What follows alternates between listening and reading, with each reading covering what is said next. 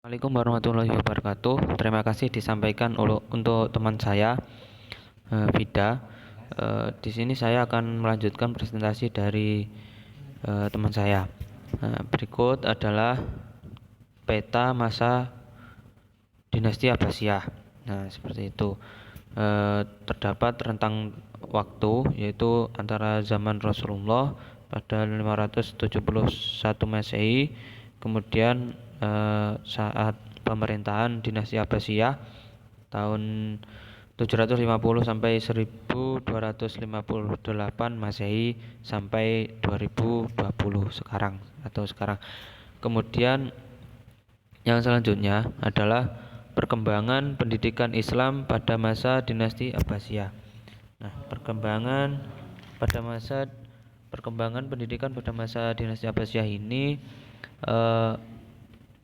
umat Islam banyak melakukan kajian kritis terhadap ilmu pengetahuan. Nah, sehingga berhasil menyiapkan landasan bagi perkembangan filsafat dan ilmu pengetahuan dalam Islam. Kemudian tidak hanya itu, dalam dinasti ini juga melakukan penerjemahan buku-buku ke dalam bahasa Arab dan juga mengirim utusan untuk mencari buku-buku ilmiah dari negeri Romawi dan mengalihkannya ke bahasa Arab. Akibatnya pada masa ini memunculkan para ilmuwan dan cendekiawan, sehingga membuat ilmu pengetahuan menjadi lebih maju. Adapun puncak keemasannya itu,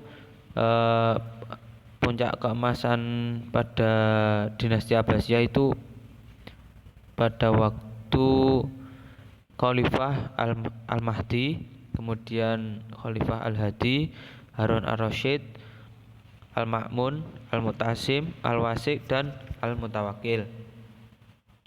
Kemudian adapun tujuan pendidikan Islam. Jadi dulu itu pada masa dinasti Abbasiyah sudah terdapat tujuan pendidikan. Nah, di sini terdapat 4, yaitu tujuan keagamaan dan akhlak, tujuan kemasyarakatan, tujuan cinta akan ilmu pengetahuan, dan tujuan kebendaan. Di sini yang dimaksud tujuan keagamaan dan akhlak itu pada masa sebelumnya anak-anak didik diajar membaca atau menghafal Al-Quran, dikarenakan itu suatu kewajiban dalam agama supaya mereka mengikuti ajaran agama dan berakhlak menurut agama. Begitu juga mereka diajar ilmu tafsir, hadis, dan sebagainya adalah karena yang lain seperti yang disebutkan tadi itu merupakan tuntutan agama. Kemudian yang kedua yaitu tujuan kemasyarakatan. Ini tujuan kemasyarakatan yaitu pemuda-pemuda belajar dan menuntut ilmu supaya mereka dapat mengubah dan memperbaiki masyarakat dari masyarakat yang penuh kejahilan menjadi masyarakat yang bersinar ilmu pengetahuan, dari masyarakat yang mundur menjadi masyarakat yang maju dan makmur. Kemudian tujuan cinta akan ilmu pengetahuan serta senang dan lezat mencapai ilmu tersebut, serta belajar tak mengharap keuntungan apa-apa selain mendalami ilmu pengetahuan. Di sini mereka melewat ke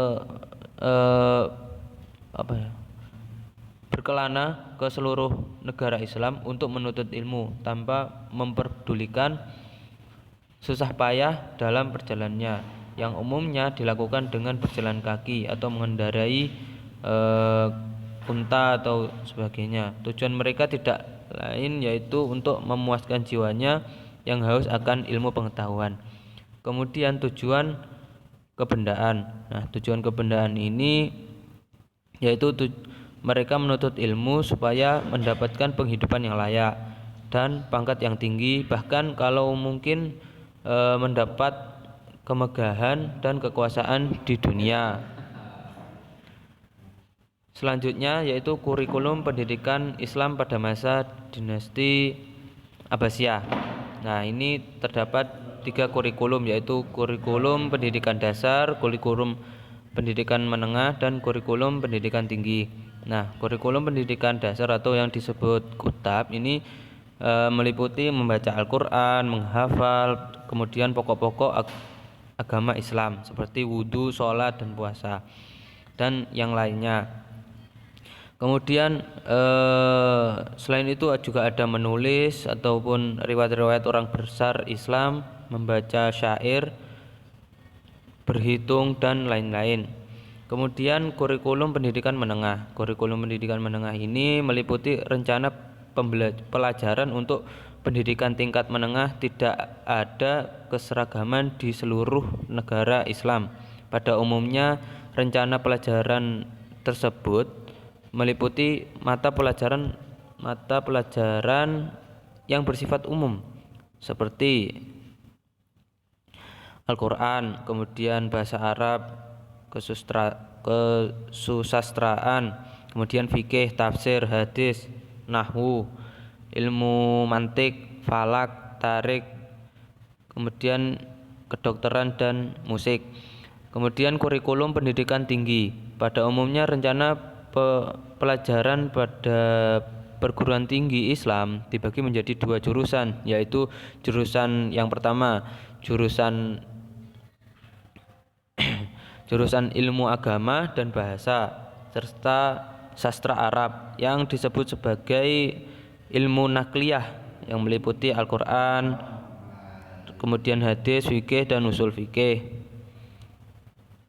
dan bahasa Arab. Yang kedua adalah jurusan ilmu umum yang disebut sebagai ilmu akliyah, meliputi mantik, ilmu alam, ilmu kimia, kemudian musik, ilmu-ilmu pasti, ilmu ukur, falak, dan kedokteran. Kemudian ini merupakan faktor-faktor kemunduran dinasti Abbasiyah. Faktor-faktor kemunduran dinasti Abbasiyah itu meliputi dikarenakan persaingan antar bangsa, kemudian kemerosotan ekonomi, lalu konflik keagamaan, perang salib, dan serangan dari bangsa Mongol.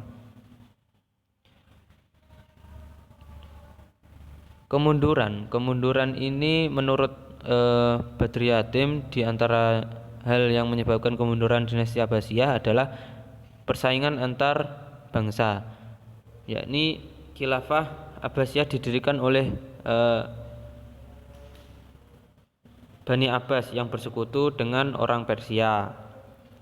Persekutuan dilatar belakangi oleh persamaan nasib kedua golongan pada masa Bani Umayyah berkuasa. Keduanya sama-sama tertindas.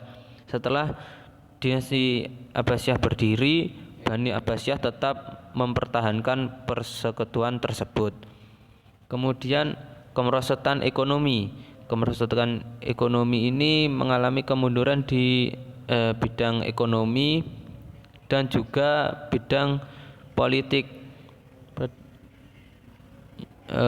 Pada periode pertama, pemerintahan Bani Abbasiyah merupakan pemerintahan yang kaya, yang melimpah ruah hartanya. Dana yang masuk lebih besar dari yang keluar sehingga Baitul Mal penuh dengan harta. Kemudian konflik keagamaan, yakni fanatisme keagamaan terkait erat dengan persoalan kebangsaan. Pada periode Abbasiyah, konflik yang muncul menjadi isu sentra sehingga menyebabkan perpecahan. Berbagai aliran keagamaan seperti Mu'tazilah, Syiah, Ahlus Sunnah, kemudian yang lainnya menjadikan pemerintahan Abbasiyah mengalami kesulitan untuk mempersatukan berbagai paham keagamaan yang ada. Kemudian perang salib. perang salib adalah merupakan sebab dari eksternal umat Islam. Perang salib yang berlangsung beberapa gelombang banyak menelan korban. Konsentrasi dan perhatian pemerintahan Abbasiyah terpecah belah untuk menghadapi tentara salib, sehingga memunculkan kelemahan-kelemahan. Kemudian serangan bangsa Mongol. Di sini serangan tentara Mongol ke wilayah kekuasaan Islam menyebabkan kekuatan Islam menjadi lemah. Apalagi serangan Hulagukan dengan pasukan Mongol yang menyebabkan kekuatan Abbasiyah menjadi lemah dan akhirnya menyerah kepada kekuatan Mongol. Lalu selanjutnya faktor kemunduran. Ini maksudnya faktor keruntuhan. Disebab keruntuhnya dinasti Abbasiyah itu disebabkan oleh lemahnya semangat patriotisme negara. Ini dari faktor intern atau dari dalam dinasti Abbasiyah sendiri, yaitu hilangnya sifat amanah dalam segala perjanjian yang dibuat, kemudian tidak percaya akan kekuatan sendiri, dan fanatik mazhab dan kemerosotan ekonomi. Faktor intern yaitu lemahnya semangat patriotisme negara menyebabkan jiwa jihad yang diajarkan Islam tidak berdaya lagi menahan amukan yang datang baik dari dalam maupun luar. Yang kedua, hilangnya sifat amanah dalam segala perjanjian yang dibuat. Hal ini menyebabkan kerusakan moral dan kerendahan budi yang menghancurkan sifat-sifat baik yang mendukung negara selama ini. Kemudian tidak percaya akan kekuatan sendiri. Jadi tidak percaya diri. Kemudian fanatik mazhab persaingan dan perebutan yang tiada henti antara Abbasiyah dan Alawiyah menyebabkan kekuatan umat Islam menjadi lemah, bahkan hancur berkeping-keping. Kemudian yang terakhir yaitu kemerosotan ekonomi. Hal ini terjadi karena banyaknya biaya yang digunakan untuk anggaran tentara.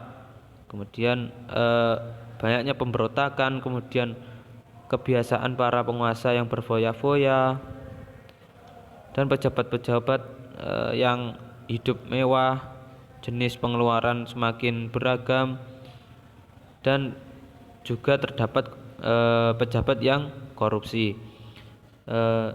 Kemudian faktor eksternal yang berasal dari luar yaitu disintegrasi akibat kebijakan untuk lebih mengutamakan pembinaan peradaban dan kebudayaan Islam daripada politik.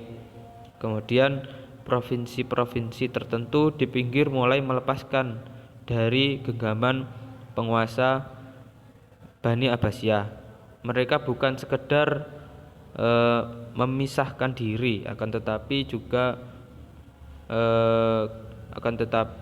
juga memberontak dan berusaha merebut pusat kekuasaan yang berada di Baghdad. Kemudian di sini yang selanjutnya adalah peninggalan dinasti Abbasiyah. Itu ada arsitektur, alat musik, dan karya. Arsitektur ini seperti contohnya Masjid Agung Samara dan Istana Ibnu Tulun.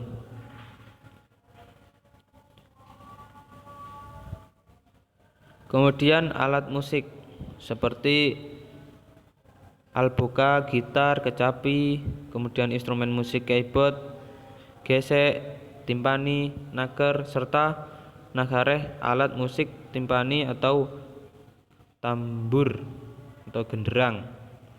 Kemudian karya Karya di sini disebutkan solmisasi itu yang dipelajari oleh ahli musik sekarang ternyata dicetuskan oleh Ishaq al-Mausili yang merupakan orang dinasti Abbasiyah.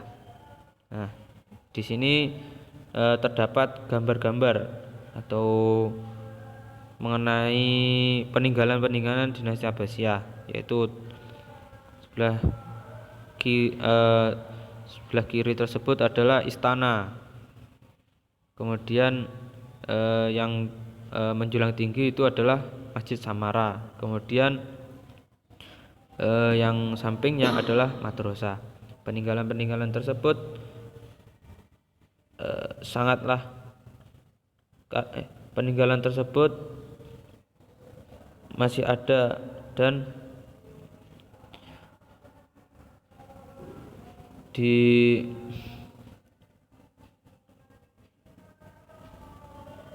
peninggalan tersebut harus dijaga agar para generasi-generasi yang selanjutnya dapat mengetahui dan dapat